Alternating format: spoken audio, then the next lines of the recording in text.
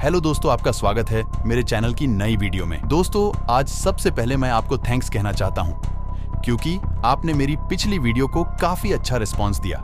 सच में it's meant lot for me. आज हम जिस कहानी की बात करने जा रहे हैं ये काफी हैरान करने वाली है। ये एक जापानीज सच्ची कहानी है। अपने अंत में ये कहानी हमारे लिए कई सवाल छोड़ के जाएगी जिसका जवाब फिलहाल मिलना मुमकिन नहीं है। ये अजीब कहानी है जो सेकेंड वर्ल्ड वॉर के दौरान एक आइलैंड के बारे में है। पैसिफिक ओशन में सत्ती एक आइलैंड है, मरियाना आइलैंड, जिसका छोटा सा हिस्सा था अनाताहन आइलैंड। आपका ज्यादा टाइम न लेते हुए रिक्वेस्ट करूंगा, प्लीज मेरे चैनल को सब्सक्राइब करिए और मेरी वीडियोस को लाइक एंड शेयर भी करिए। दोस्तों, ये चैनल नया है इसलिए मुझे इन सब की बहुत जरूरत है। चलिए अब कहानी शुरू करते हैं।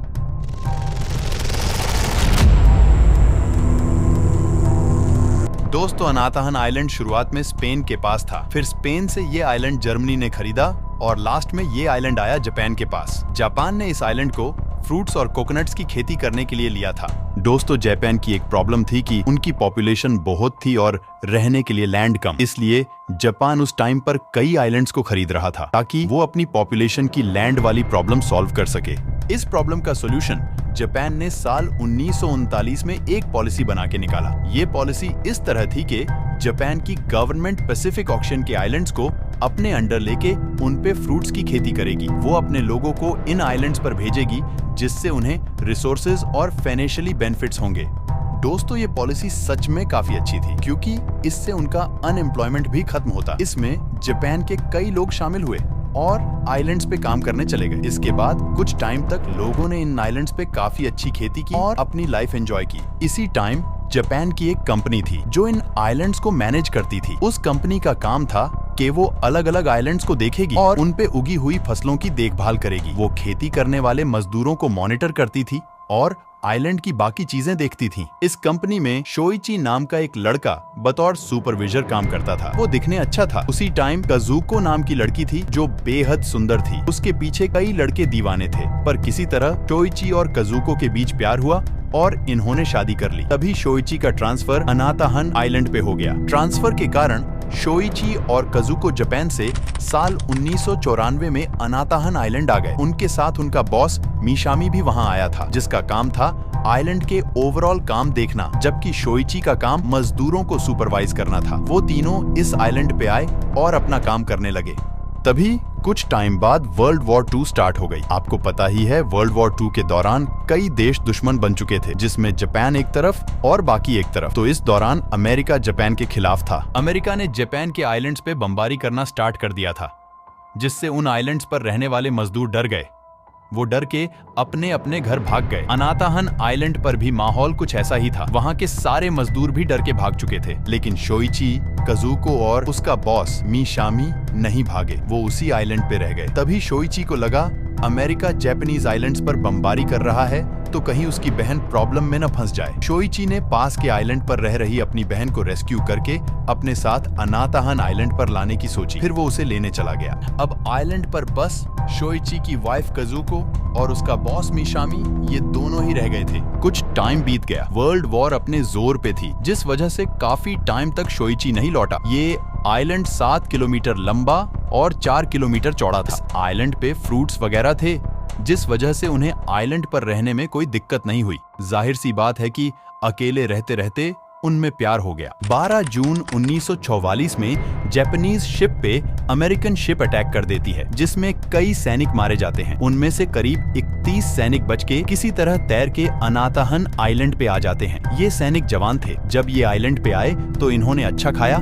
वहाँ अच्छे से रहे। कुछ दिन बाद अचानक इनको 2 लोग दिखे, जिनमें से एक कजुको थी और दूसरा मिशामी। मिशामी इन सबको देख के काफी खुश हुआ। उसने उन्हें अपनी पूरी सिचुएशन बताई। फिर काफी दिनों तक वो अच्छे से यहाँ रहे। अब यहाँ एक दिक्कत होनी शुरू हो गई थी। वो दिक्कत थी कजुको। मिशामी और कजुको उनके सामने साथ में रहते थे।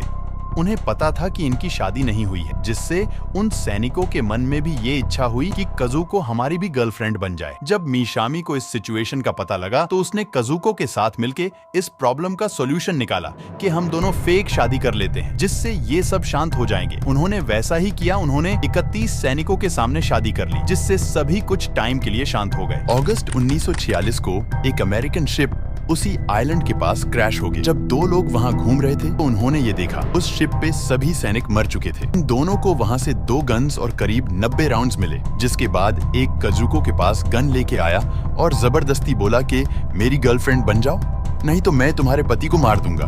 मीशामी डर गया और उसने कजुको को कहा कि मुझे मेरी जान प्यारी है, इसीलिए जैसा ये कहता है वैसा ही करो। कजुको मान जाती है और कुछ टाइम के लिए उसकी गर्लफ्रेंड बन जाती है। कुछ दिन बाद दूसरा गन लेके आया, उसने भी सेम बोला मेरी गर्लफ्रेंड बन जाओ, नहीं तो तुम्हारे हस्बैंड को मार दूंगा। कजुको उसकी बात भी मान जाती है, फिर वो उसके साथ रहने लग जाती है।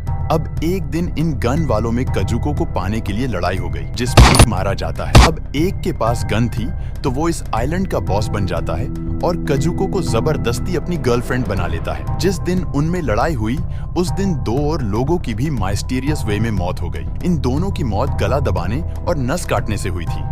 बता दूं, ये भी कजुको को पाना चाहते थे। जब मौतें हुई तो सबने मिलकर एक मीटिंग बुलाई, जिसमें सबने ये तय किया कि आइलैंड की शांति के लिए और एकता बनी रहे, इसीलिए इन गन्स को समंदर में फेंकना होगा। इस पे सबकी सहमति हो जाती है। वो गन्स को समंदर में फेंक देते हैं, जिससे दोबारा माहौल शांत हो जाता है। लगभग 1 साल बाद जब जापान ने वर्ल्ड वॉर में सरेंडर कर दिया तो जो अमेरिकन शिप्स इन आइलैंड्स के आसपास घूमती थी वो अनाउंस करती है कि जंग खत्म हो चुकी है, अगर कोई यहाँ है तो बाहर आ जाओ, तुम्हें सेफली तुम्हारे घर भेज दिया जाएगा। पर इनको लगा कि ये अमेरिका की कोई चाल है, ये हमें बाहर बुला के मार देंगे। अब कजुको के लिए इनका प्यार दोबारा जागने लगा। इसी बीच किसी ने मीशामी को मार दिया था। अब कुल 28 लोग इस आइलैंड पर बचे थे। टाइम बीतता गया और करीब इसी तरह 11 और लोगों की भी मौत हो चुकी थी। बता दूं, इन सारी मौतों का कारण कजुको थी, क्योंकि सब उसे पाना चाहते थे। जो भी कजुको के करीब जाता तो दूसरा जेलस होके उसे मार देता। वो इन सब में अकेली औरत थी जिससे सब उसे पाना चाहते थे। साल बीत रहे थे, जंग कब की खत्म हो चुकी, पर इन्हें ये पता नहीं था। फिर सबने ये देखकर सोचा कि आए 32 थे और इतने लोग मारे गए हैं, तो दोबारा मीटिंग बुलाई, पर उसमें कजुको को नहीं बुलाया गया। मीटिंग में सबने फैसला किया कि मौतें और जेलसी सिर्फ कजुको की वजह से हो रही है, तो उसे मार डालो। सबकी सहमति हो गई। उनमें से एक कजुको का आशिक था, जिसने ये बात कजुको को बता दी, जिसे सुन के कजुको डर गई और जंगल में भाग गई। जब रात को सब कजुको को मारने आए तो वो उन्हें कहीं नहीं दिखी। बता दूं, कजुको करीब 32 दिनों तक इनसे भागती रही और किसी तरह किनारे पे आ गई। वो सैनिक भी उसे ढूंढ रहे थे। कजुको को एक शिप दिखाई दी जिसका ध्यान उसने अपनी ओर खींचा और उस शिप से वो साल 1951 में वापस जापान आ गई। जापान आके उसने बताया कि उसकी तरह ही कई सैनिक वहाँ फंसे हुए हैं। जापान ने अपनी आर्मी के जरिए उस आइलैंड पर उन सैनिकों के फैमिली के लिखे हुए लेटर्स गिराए, पर सबको लगा कि ये अमेरिका की कोई चाल है। ऐसे करते करते उन्होंने करीब 200 लेटर्स उस आइलैंड पे गिराए।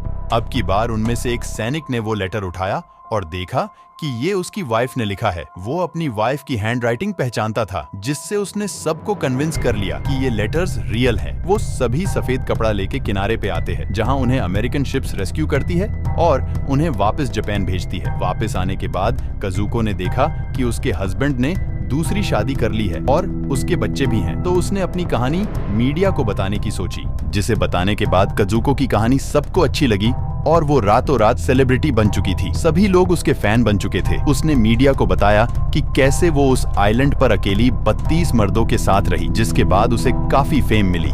अब इसके बाद जो सैनिक उस आइलैंड से रेस्क्यू हुए थे, तो उनमें से भी कईयों ने किताबें लिखी, मीडिया में बयान दिए। उन्होंने बताया कि किस तरह एक औरत की वजह से एक एक करके 11 लोगों की जानें चली गई। उन्होंने कजुको को एक विलन के रूप में दिखाया, जहां कजुको ने खुद को एक हीरो के रूप में दिखाया था। इसके बाद इस कहानी पे कई किताबें लिखी गई, कुछ ड्रामे बने और मूवी भी बनी। कजुको ने करीब 40 की उम्र में दूसरी शादी कर ली, जो कुछ टाइम तक चली, क्योंकि उसका दूसरा पति किसी बीमारी के कारण 4 साल बाद ही मर गया। साल 1974 में कजुको 50 साल की हो चुकी थी। वो अपना एक कैफे चलाती थी। इसी साल उसकी भी ब्रेन ट्यूमर के कारण मौत हो जाती है। दोस्तों, ये आइलैंड सिर्फ और सिर्फ कजुको या कहे कि 32 मेल और 1 फीमेल की वजह से ही जाना जाता है। आपको इस आइलैंड की कहानी कैसी लगी?